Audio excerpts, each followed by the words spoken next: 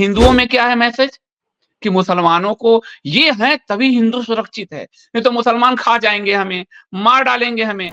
बात ये हिंदुओं की करते हैं, हिंदुओं को ये तोड़ते हैं, लेकिन बात क्योंकि हिंदू एक कैसे होगा, तो उसको मुसलमान का डर दिखाना जरूरी है। और इसके लिए मुस्लिम समाज में भी ये मोहरे हैं, चाहे वो ओवैसी हो। आप लोग, हम पत्रकार कितना भी सोच लें, ओवैसी इस पार्टी का सेकंड चेहरा है। वो जहां जाता है वोट काटता है, और वो इतना डराता है कि हिंदू एक हो जाता है इनके लिए। वो चाहे साहिला रशीद हो, वो चाहे आपको हार्दिक पटेल हो। तो ये जो मौलाना रशीदी आदि लोग हैं, ये मुसलमानों के बीच में इनके पपलू हैं। टीवी पर ये हिंदू मुस्लिम करेंगे तो हिंदू एकजुट होगा इनके खिलाफ, इनके खिलाफ होगा। और नीचे इनको बनाए गए हैं कि जब तक मुस्लिम वोटर भाजपा के पक्ष में तैयार नहीं हो जाता, तब तक ये हिंदू वोटर हिंदू मुस्लिम करते रहेंगे। कोई भी मुसलमान आपके देवी देवता की तस्वीरों के साथ अभद्रता नहीं करता, लेकिन ये नवबौद्ध करते हैं जातिवाद के नाम पे।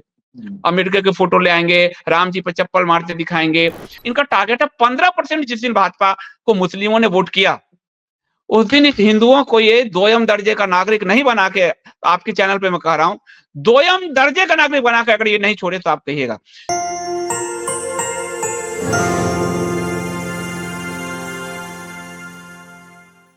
नमस्कार, द स्वतंत्र के इस विशेष एडिशन में आपका स्वागत है। आज हमारे साथ बात करने के लिए मौजूद है वरिष्ठ पत्रकार संदीप देव जी। संदीप जी, द स्वतंत्र के प्लेटफॉर्म पर आप पहली बार हमारे साथ जुड़ रहे हैं, आपका बहुत बहुत स्वागत है।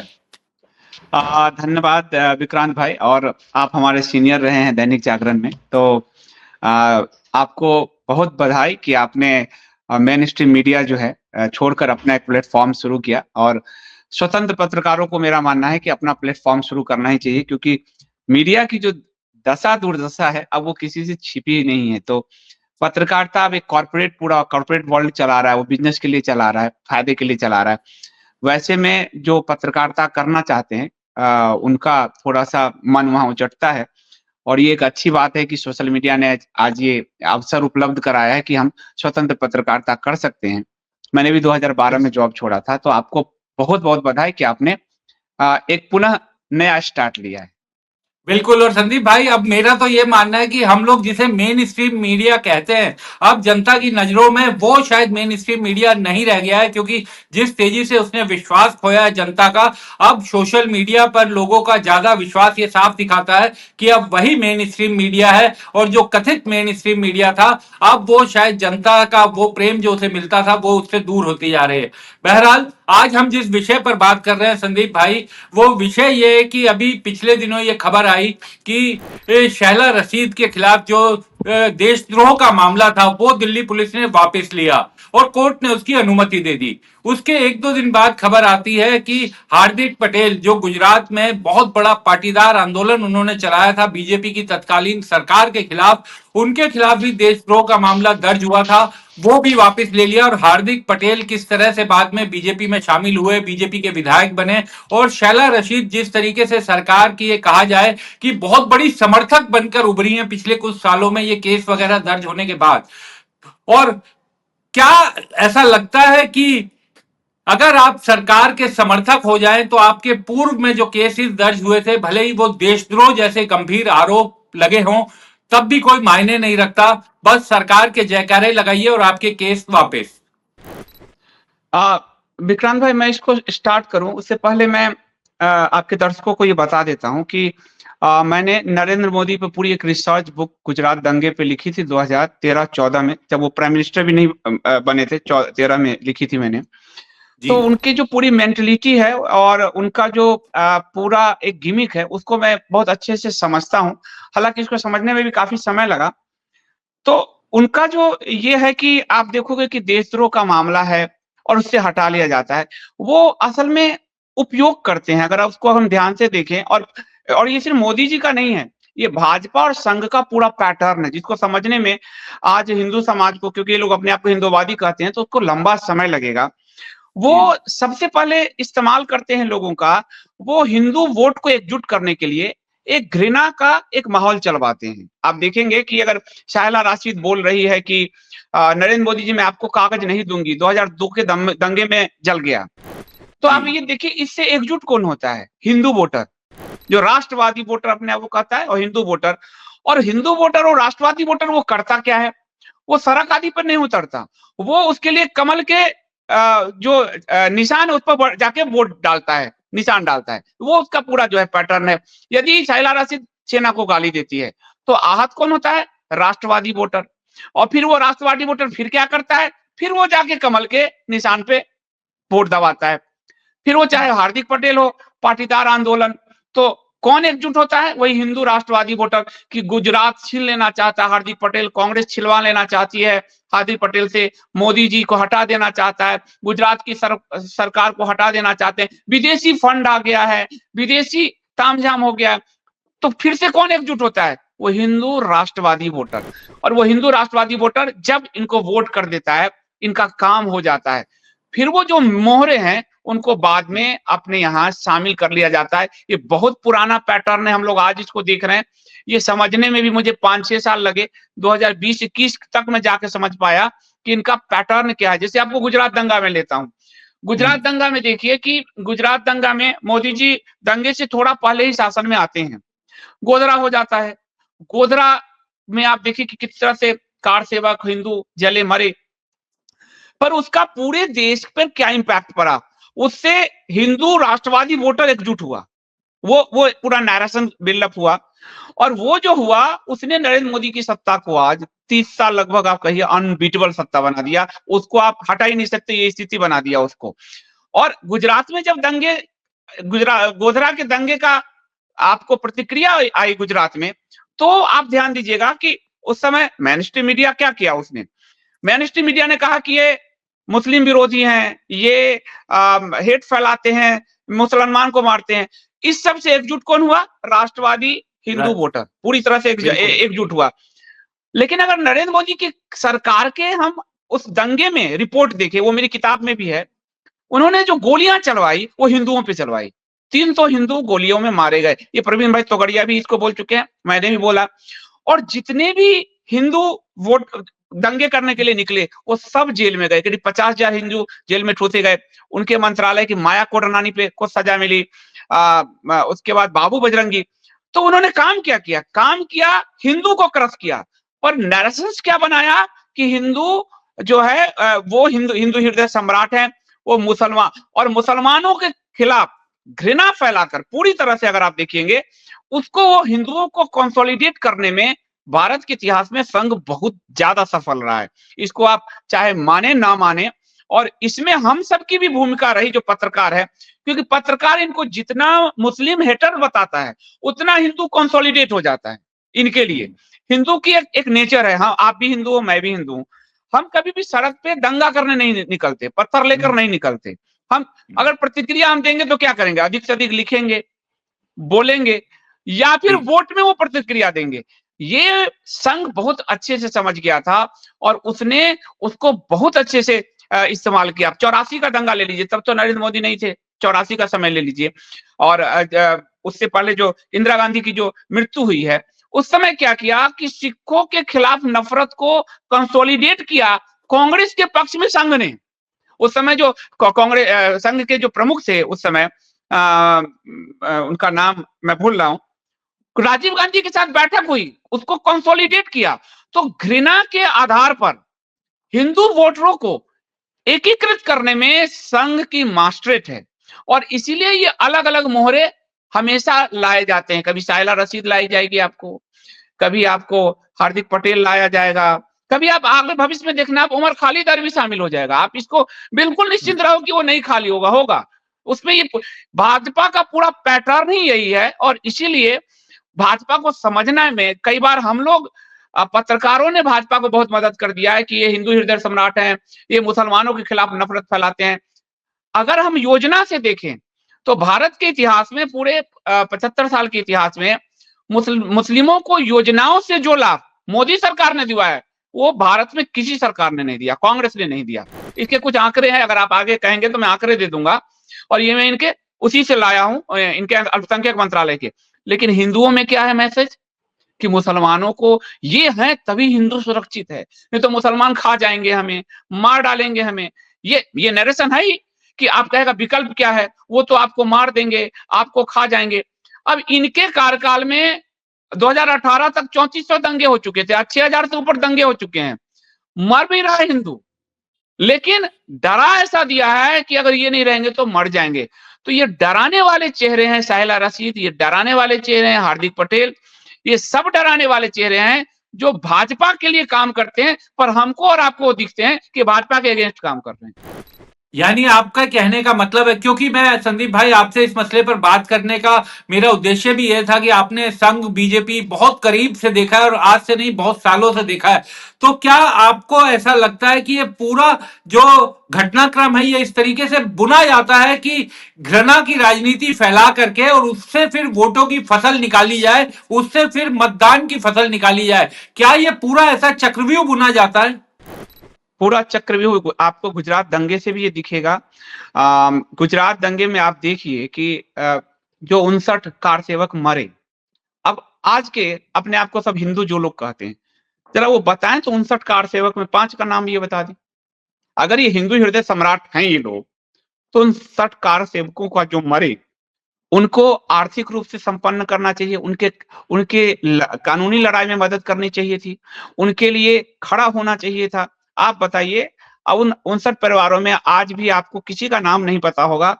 कोई अंडे बेच रहा है, कोई चावल बेच रहा है, सबकी बहुत बुरी स्थिति है। किसी के घर ये नहीं गए। आपको कभी दिखा कि नरेंद्र मोदी इनके घर गए हों या संघ वाले इनके घर गए हो? अभी दिल्ली दंगा हुआ, हम और आप दिल्ली में इतनी लंबी रिपोर्टिंग कर रहे हैं। मैं 2002-3 से दैनिक जागरण में कर रहा हूँ रिपोर्टिंग, क्राइम रिपोर्टर भी रहा, आपको पता है। दिल्ली में हमने कभी दंगे देखे क्या 84 के बाद? आप बताओ, कभी देखे? कभी नहीं। दिल्ली में दंगे की क्या जरूरत पड़ गई? दिल्ली में दंगा जो हुआ उसमें आप देखोगे कि दिल्ली के दंगे ने हिंदुओं के अंदर, जो यहाँ बड़ा एक दिल्ली में बड़ा मिला जुला कल्चर है, आपके पड़ोस में मुस्लिम का घर होगा, आपके पड़ोस में सिख का घर होगा। हम मतलब 84 के बाद से उस दहशत से दिल्ली निकल चुकी थी, उस ऐसी कोई स्थिति नहीं थी। लेकिन आज दिल्ली में जाने में बहुत हालत खराब होती है। जब दिल्ली का दंगा हो रहा था तो मैं फंस गया था, मैं और मेरी पत्नी फंस गई थी। अब जहां हम जाते हैं, मान लिया सैलून था तो वहां गए, तो जिनसे रेगुलर हमने दाढ़ी बाल बनवाए, अब वो बगल में खड़ा सलमान मुझे भय दे रहा था, भयानक भय दे रहा था भाई, और दिल्ली दंगा हो रहा है। तो उसने कहा, शटर गिराया, उसने कहा कि आप लोग इसी में रहो क्योंकि आगे दंगा हो रहा है। तो मैंने कहा कि भैया तुम शटर उठा दो, तो आगे खतरा है। मैंने कहा यहाँ कौन सा सुरक्षित हूं मैं, मुझे निकलने दो। तो वो जो भय है, भय की राजनीति ये बहुत अच्छे से करते हैं, और इनकी पूरी राजनीति भय पर टिकी हुई है। मतलब दुनिया का जो भी इस तरह का संगठन रहा, तानाशाह रहा, वो पूरी राजनीति अपने भय पे किया है।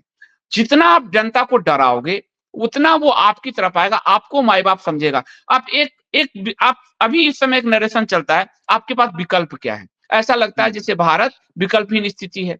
नेहरू के बाद भी कहा जाता था विकल्प क्या है, पर लाल बहादुर शास्त्री जो आए वो नेहरू से बेहतर चला के दिखा दिया कुछ ही महीनों में। फिर कहा गया विकल्प क्या है, तो इंदिरा ने अच्छा चला कर दिखा दिया। तो विकल्प हमेशा राजनीति देती रही, लेकिन आपके दिमाग में ऐसा भय बैठा देगा कि विकल्प क्या है, स्थिति ये है। तो इनकी पूरी राजनीति भय की राजनीति है, और इसके लिए मोहरे तय किए जाते हैं।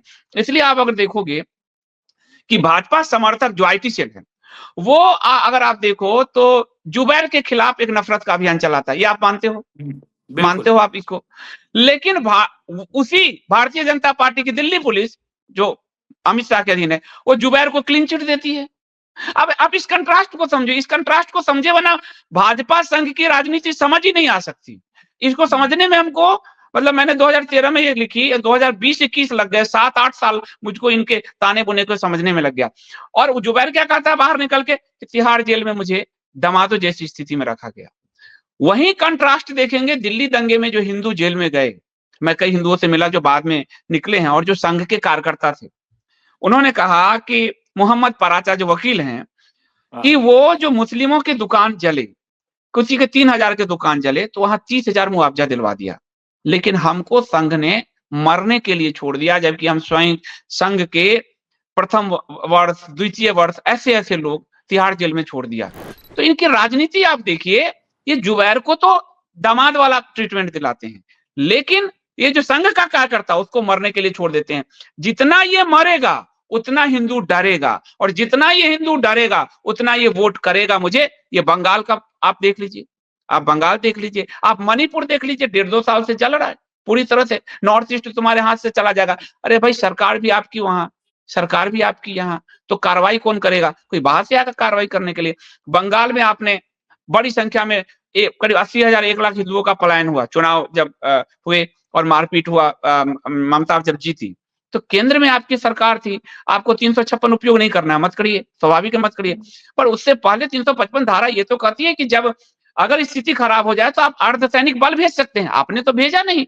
तो जितना हिंदू मरेगा, जितना हिंदू कटेगा, डरेगा, इनका वोट कंसोलिडेट होता है और इसीलिए ये लगातार बढ़ रहे हैं, लगातार बढ़ रहे हैं।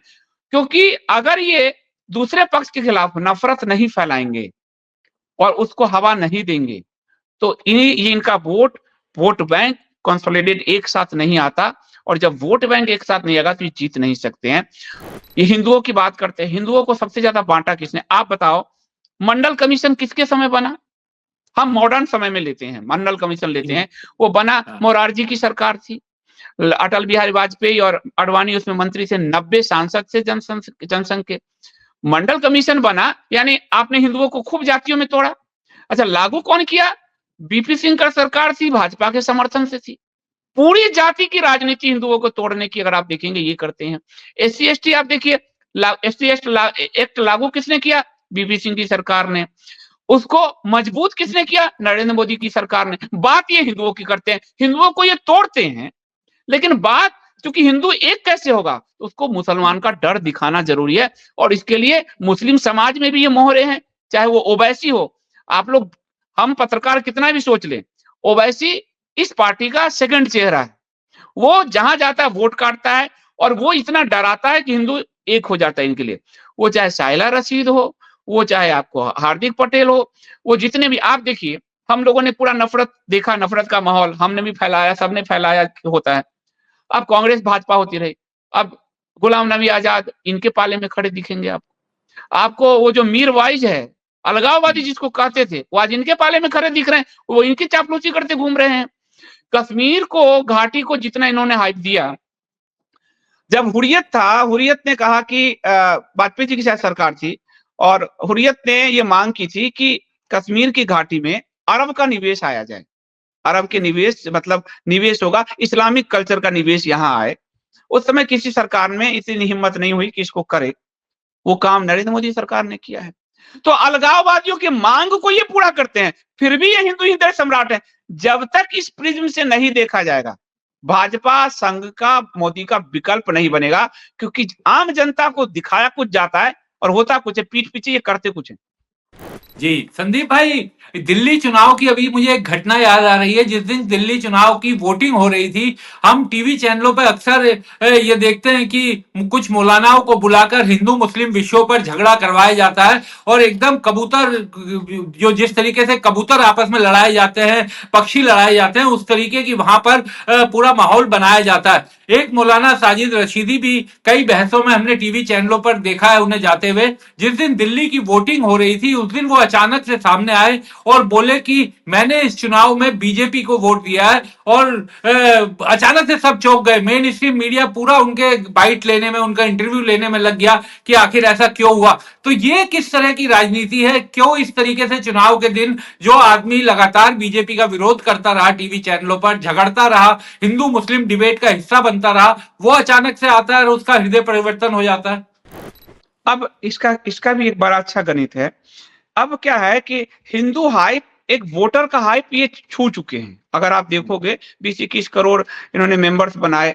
अगर आप इसको 2024 के चुनाव परिणाम में आप देखो, भारतीय जनता पार्टी कैसे हारी है, मतलब हारी कहूंगा, उसके बहुमत से नीचे रही है वो 303 और से। इसका बड़ा अच्छा गणित है, इसको समझना चाहिए लोगों को कि भाजपा कैसे काम करती है। भाजपा हिंदू वोट का जो मैक्सिमम हाइट है उसको छू चुकी है, और वो 35, 36, 40% से ज्यादा वोट इनको नहीं मिलता। ये कितना ही कर लेते हैं, उससे ज्यादा नहीं मिलता, लेकिन वो कंसोलिडेट मिलता है। और बाकी पार्टियां बटी होती है तो 60% बिखर जाता है, 40% एक साथ आके वोट इनको करता है, तो ये एक कर लेते हैं। अब इसमें क्या है, जब तक नए वोटर नहीं जोड़ेंगे, तब तक भारतीय जनता पार्टी जो इन्होंने 2047 का वो जोड़ा है, वो तब तक वो हासिल नहीं कर सकते, क्योंकि कांग्रेस ने इतने 60, 67 साल का शासन किया, तो इनको भी करना है। तो उसके लिए अब नए वोटर्स चाहिए। अब हिंदू वोटर क्या हुआ 24 के इलेक्शन में देखोगे, भारतीय जनता पार्टी का वोटर का एक पैटर्न है, मैं भाजपा का वोटर रहा हूं, तो वो भाजपा को वोट करेगा और नहीं तो घर बैठ जाएगा, वो किसी को नहीं करता है, ये दिमाग में पूरा बन चुका है। और ये जो फ्लॉटेड वोटर है वो 7-8% का जो रहता है, वो इधर उधर हो जाता है, तो खेल जिसके पाले में गया गया। तो भाजपा का वोटर जो है इस बार क्या किया 24 में, कि इनका वो चेहरा उसने देख लिया कि ये कहते कुछ और थे और किया इन्होंने कुछ हिंदुओं के साथ, मतलब हिंदू हृदय सम्राट बन के हिंदुओं के पीठ में खंजर घोंपा। तो वो हिंदू वोटर बैठ गया, बढ़ा घटा कुछ नहीं, वो हिंदू वोटर सिर्फ बैठ गया, किसी को वोट नहीं किया, इनका सीट नीचे आ गया।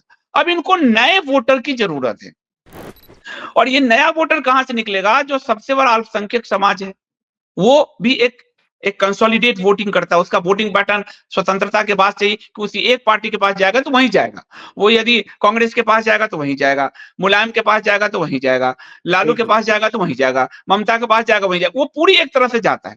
तो उसके लिए इन्होंने पूरे प्रयास किए। पहला प्रयास देखिए उन्होंने क्या किया कि 2013 में चुनाव चल रहा है, चुनाव का अनाउंसमेंट हो गया था और अक्टूबर की बात है, करीब 13-15 अक्टूबर की बात है।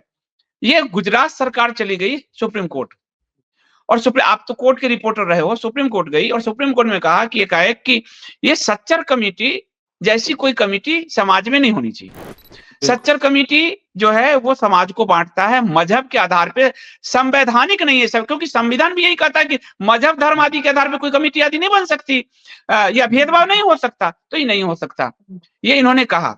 तो ये बात हिंदू वोटर के दिमाग को अपील किया और इसको प्रचारित किया पूरा कि मोदी जी आएंगे तो सच्चर कमेटी खत्म करा देंगे। अब ये बात ठीक है, चलो मान लिया। उसका असर क्या हुआ कि फरवरी में कांग्रेस जो सच्चर कमेटी बनाई थी पर उसको लागू नहीं किया था, कांग्रेस ने फरवरी में, अब चुनाव अनाउंस हो गया है और आप जानते हो मई में सरकार बननी है, और कोई भी फरवरी से मई के बीच में आप कोई योजना लागू कर नहीं सकते हो, इतनी जल्दी होगी नहीं।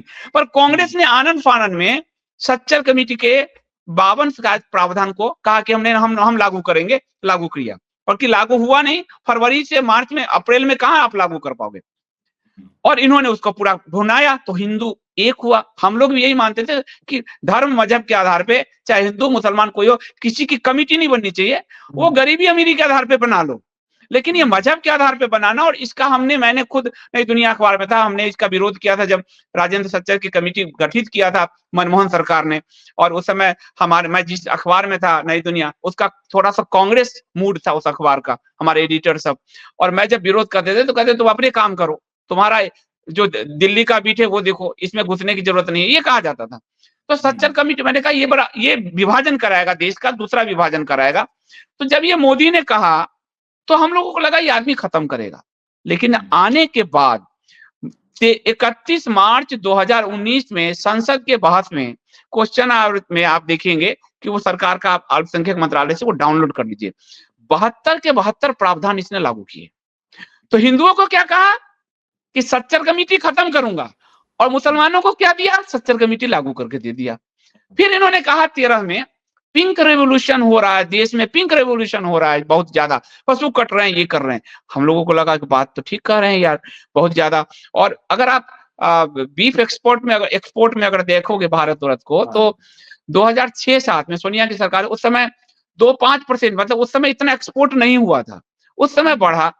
और आज स्थिति यह है कि सोनिया मनमोहन की सरकार से 20-25% ज्यादा बीफ एक्सपोर्ट हो रहा है, और बीफ एक्सपोर्ट में नंबर 2 हो गया भारत। और यहाँ का बीफ एक्सपोर्ट में उसकी भी एक रिपोर्ट है कि हम कहने को तो होता है कि भैंस के मांस में, लेकिन उसमें अवैध कत्लखाने इतने हैं कि गाय का मांस भी एक्सपोर्ट होता है। और इन्होंने गोवंश के मिथुन जो गोवंश में आता है, नॉर्थ ईस्ट का वो राष्ट्रीय पशु है अरुणाचल आदि का, पहली बार उसके मांस के निर्यात को कानूनी परमिशन दी, जबकि गाय के मांस, गोवंश का मांस का निर्यात भारत में अवैध है, बैन है अभी तक, इन्होंने खोला। लेकिन हिंदुओं को क्या कहा कि पिंक रेवोल्यूशन, ये तुम्हारे गाय काट रहे हैं, और आकर क्या किया, उसको बढ़ा दिया। तो इनकी राजनीति, तो इनको चाहिए नया वोटर, वो जो आंकड़ों से। और आप अगर उर्दू अखबार पढ़ोगे, मैंने उर्दू अखबार, उर्दू तो नहीं जानता, लेकिन उर्दू जानने वाले मुस्लिम और जो हमारे कुछ हिंदू साथी भी है, तो उनसे उर्दू अखबारों की रिपोर्ट में लेता रहता हूं। तो जो पॉलिसीज ये लागू कर रहे हैं मुसलमानों के लिए, वो उर्दू अखबारों के जरिए उनको बताते हैं। कि तुम्हारे लिए हम ही कर रहे हैं। अब जैसे 67 साल में, और आंकड़े आप देखिए, 67 साल में सरकारी नौकरी में, सरकार के ही आंकड़े के हिसाब से सरकारी नौकरी में मुसलमानों का परसेंटेज जो है टोटल 67 साल में 5.5% था, पूरे 67 साल में। इन्हें, इनके सिर्फ 8 साल का आंकड़ा है, उसके बाद इन्होंने देना बंद कर दिया है। इन्होंने 10.5% पहुंचाया मुसलमानों का, और ये मैसेज कहां दिया? उर्दू अखबार से। फिर इन्होंने क्या किया? यूपीएससी में अगर आप देखोगे कि ये जो आवासीय वजीफा दे रहे हैं 1 लाख 1.5 लाख जो भी, पूरे यूपीएससी में आईएएस आईपीएस में 67 साल में कांग्रेस के शासन में 2.5% मुस्लिम पहुंचे थे यूपीएससी में। इनके शासन काल में वो 5.5% हो गया। आप इनके आंकड़े देखोगे।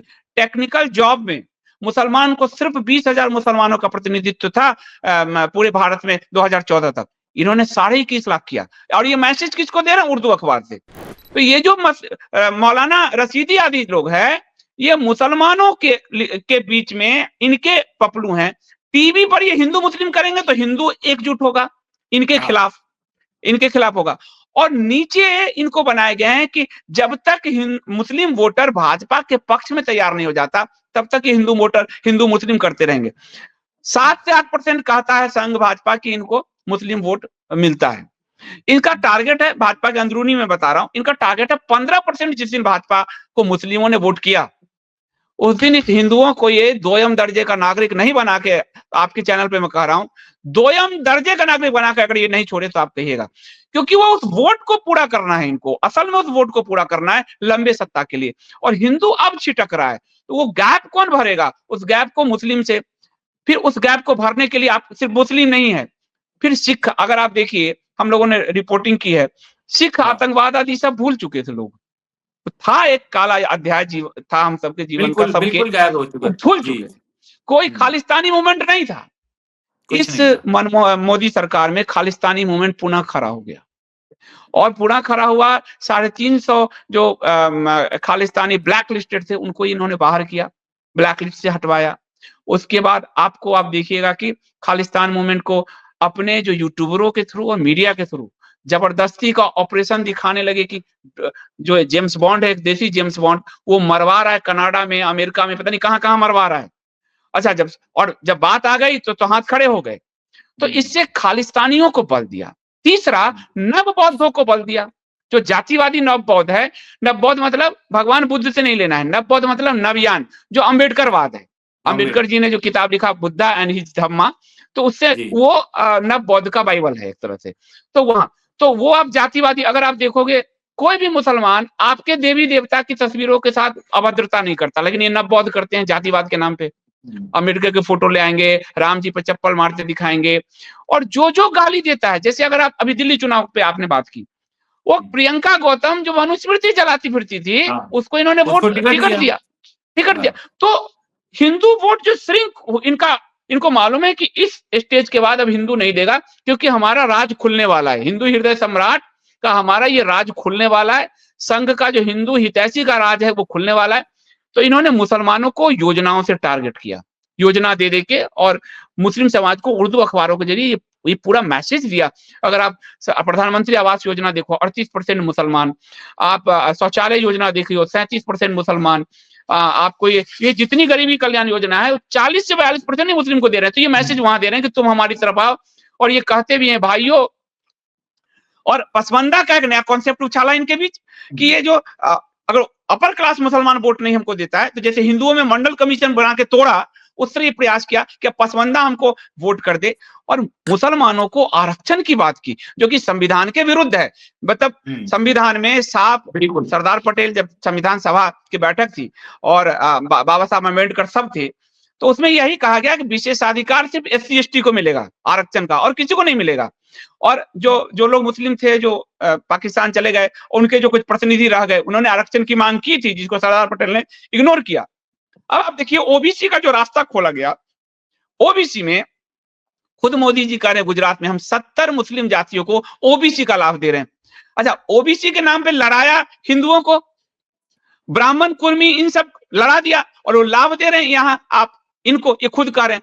अब बंगाल में देखो आप 170 पुलिस भर्ती में 170 ओबीसी जातियों का जो जो बहाली निकली, उसमें 119 जातियां मुसलमान है। अच्छा, संविधान के अनुसार मुस्लिम ईसाई सबको नहीं मिल सकता। मणिपुर में यही लड़ाई है कि मणिपुर में मैतेई को भी कोर्ट ने कहा कि आप इनको दे दीजिए आरक्षण का लाभ, जनजाति को, लेकिन आरक्षण का लाभ कौन ले रहा है? कुकी। और कुकी क्या है? क्रिश्चियन कन्वर्टेड है, अब उनको मिलना नहीं चाहिए।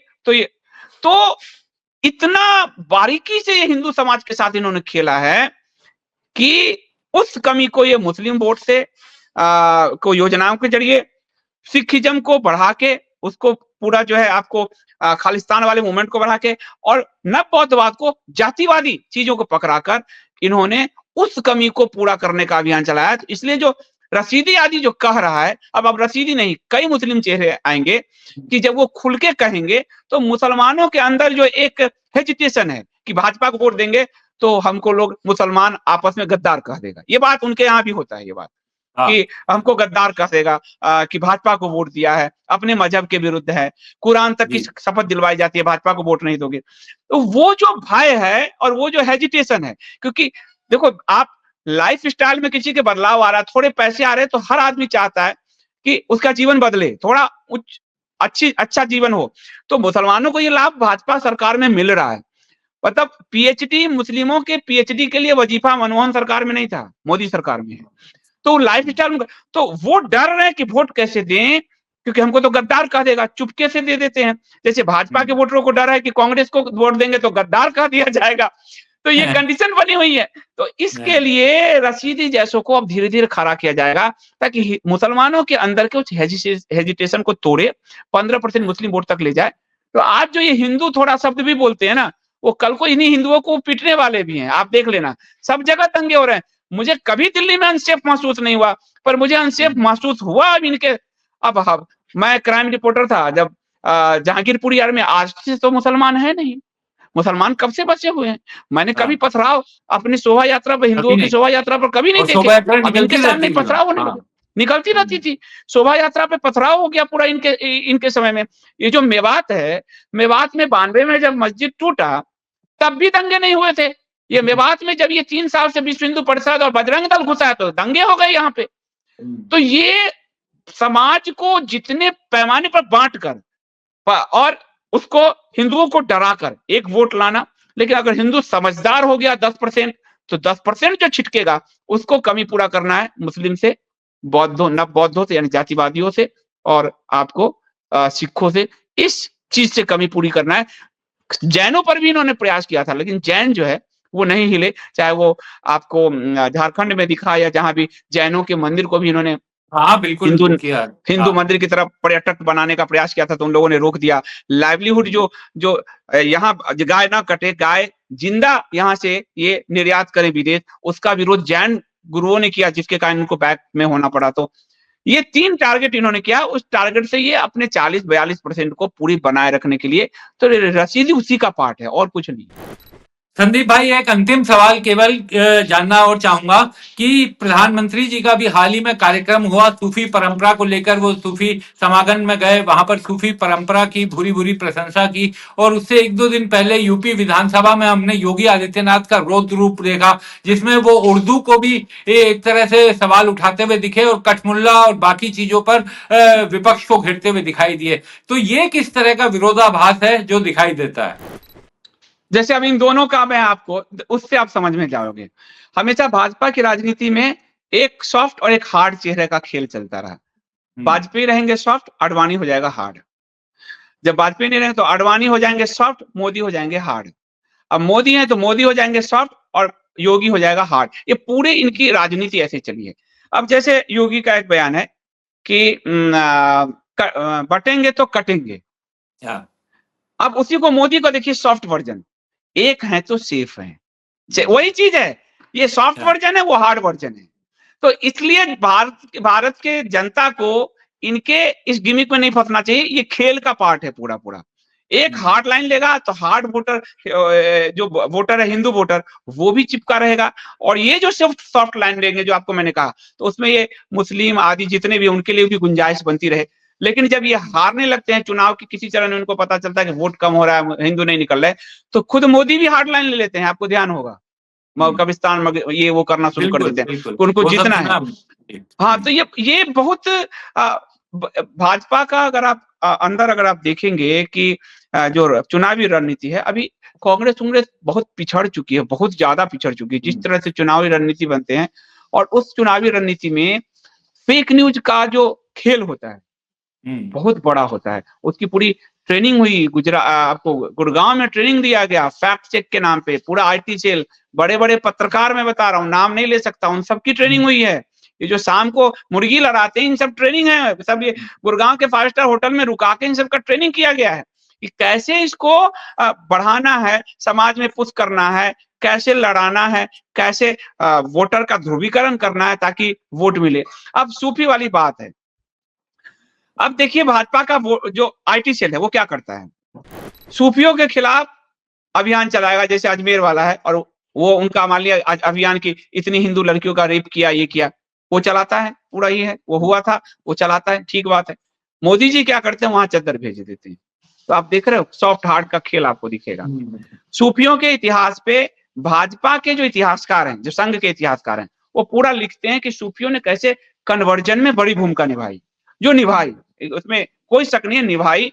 और चाहे निजामुद्दीन औलिया हो, चाहे आपको ख्वाजा हो, इन सब ने निभाई। वो सॉफ्ट चेहरा था, क्योंकि भारत के लोग जब वो आए तो भारत अपना धर्म छोड़ने को तैयार नहीं था। इस्लाम जहां जहां पहुंचा, आप देखिए पर्सिया में 20-25 साल में सारे हो गए मुस्लिम, यहाँ तक कि आप स्पेन तक देखोगे।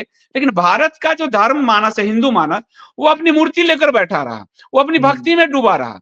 उस भक्ति का इस्लामिक स्वरूप के लिए सूफीज्म को, जो सरेंडर वाला रूप है भक्ति का ना, वो स्वरूप लाया गया था ताकि कन्वर्जन। और अगर आप हमारे जो एससी एसटी जातियों को देखोगे, जो बड़ी संख्या में जिनका कन्वर्जन हुआ, ये लोग हम लोगों को समाजशास्त्र में ही पढ़ाया जाता था। तो जितनी एससी एसटी जातियां, जो पिछड़ी जातियां कहोगे, उनका जो कन्वर्जन में सूफियों ने बड़ी भूमिका निभाई, क्योंकि उनको एक साथ बैठ के खाना, उन सबको मैंने कहते थे हिंदुओं में छुआछूत है जी, तुमको साथ नहीं बैठने देते, तो एक साथ बैठ के खाना, उनका आपको सरेंडर वाला भाव जो है सूफीज्म का, वो सब तो ये था। तो भाजपा का, लेकिन ये जो आईटी सेल है, वो सूफियों का वही चेहरा दिखाता है कि धर्मांतरण करा रहे हैं, तो इससे हिंदू फिर से कंसोलिडेट होता है। और मोदी सूफी में जाते हैं, क्योंकि सूफियों से मोदी का एक और बड़ी राजनीति है, और वो भी मिडिल ईस्ट की बहुत बड़ी राजनीति है। भारत के अकेले प्राइम मिनिस्टर हैं जिनको मिडिल ईस्ट से सबसे ज्यादा अवार्ड मिले हैं। 12-13 अवार्ड मिल चुके हैं उनको मिडिल ईस्ट से। और मिडिल ईस्ट में नाम तो लेना ठीक नहीं होगा, लेकिन मिडिल ईस्ट में भारतीय जनता पार्टी से जुड़े हुए बिजनेसमैन आदि के बहुत बड़े बिजनेस हैं, जिस बिजनेस को ये प्रोटेक्ट कर रहे हैं। गुजरात के नेता हैं तो बिजनेस प्रोटेक्ट कर रहे हैं। और मिडिल ईस्ट का पैसा भी अगर आप देखेंगे तो आपको कश्मीर में आ रहा है। कश्मीर में जो पहला निवेश है वो भी मिडिल ईस्ट से आया। दुबई, आप देखोगे मोदी जी के समय दुबई से मिडिल ईस्ट तक के रिलेशन बहुत वो हो रहे हैं और उनको पुरस्कार मिल रहा है। तो एक इनका वो चेहरा है कि वो मिडिल ईस्ट और दुनिया में स्वीकारता वाला, सॉफ्टनेस वाला, और इनका वो जो लफंदर ब्रिगेड है वो कहेगा धर्मांतरण वाला। तो ये दोनों को साध के चलते हैं। ये बड़ा, ये जो मैं शुरू से ये कह रहा हूं, ये दोनों को साधने का खेल खेलते हैं। वोटर के रूप में हिंदुओं को साधना है नफरत फैला के मुसलमानों के खिलाफ, और मुसलमानों की पॉलिसी के जरिए इंटरनेशनल कम्युनिटी को भी मैसेज देना है कि हम सबसे ज्यादा अल्पसंख्यकों के लिए काम कर रहे हैं। और उर्दू अखबारों आदि के जरिए मुस्लिम कम्युनिटी को भी वोट देना है कि कब तक कांग्रेस आदि को वोट दोगे, वोट मुझे दो, और वो उस गैप को पूरा करना है। तो इनका खेल खतरनाक है, और इस खतरनाक खेल में समाज तो छोड़िए, घर घर में विभेद पैदा हो रहा है। पति पत्नी झगड़ रहे हैं, स्थिति ये हो गया है। एक पति मोदी समर्थक पत्नी हो जाएगी तो पति मोदी समर्थक नहीं, और घर में झगड़े हो रहे हैं। तो ये ग्रेट डिवीजन वाली जो इनकी बात है, और उसको ये बहुत बारीकी से, एक बात तो एज ए राजनेता के रूप में मैं मानूंगा कि मोदी की बड़ी सफलता है इस दौर में 2000 से, कि इसको बेच के उन्होंने लंबे समय तक अपने सत्ता को कायम रखा है। तो कितनी बारीकी से मार्केटिंग स्ट्रेटजी तैयार होती होगी। अमेरिका ने कहा कि अमेरिका ने इनको वीजा नहीं दिया जी, अब हम जैसे हिंदू, अमेरिका ने वीजा नहीं दिया, मोदी को प्राइम मिनिस्टर बनाओ। और अमेरिका का ACYPL में ट्रेनिंग 93 में ये ले चुके हैं। मतलब जब तक हिंदुओं को पूरे ब्रेन उनके खुलेंगे नहीं और दोनों चेहरे दिखेंगे नहीं, तब तक हिंदू और मुसलमान दोनों ही लड़ते रहेंगे। एक बात ये तय है। बिल्कुल। और भला किसी का नहीं होगा, भला सिर्फ संघ, भाजपा, मोदी या आगे उनके आने वाली जो योगी आदि जो हैं, पूरा खेल इनकी राजनीति का वही है। कार्यकर्ता जो मरता है, मैंने एक सुझाव दिया था जब मैं भाजपा में जुड़ा हुआ था, कि आपके जो कार्यकर्ता मरते हैं, तो एक फंड बनाओ। उस कार्यकर्ता को आप लोग फंड जो है, उसकी फैमिली को 5 लाख का मान लीजिए दे दिया, तो फैमिली खड़ी तो हो जाएगी। कार्यकर्ताओं के लिए कोई फंड नहीं इनके जो मरता है, पर जो मरता है उसका पोस्टर दिखाकर ये वोट हिंदू से मांग लेते हैं। तो इसके 2 चेहरे हैं संघ भाजपा के। अगर उसको समझ लिया, तब ना आपको मतलब लगेगा कि ओ ये खेल है। नहीं तो जैसे राजदीप सरदेसाई, बरखा दत्त ये सब थे, ये इनको मुस्लिम हेटर बताते रहे, इनको हिंदू वोट मिलता रहा। इनडायरेक्टली वो लोग मोदी का ही एक तरह से काम कर रहे थे, इनडायरेक्टली, भले जुड़े हुए ना हो, लेकिन वो जितना इनको कहते थे मुस्लिम हेटर, उतना हिंदू इनको वोट करता था।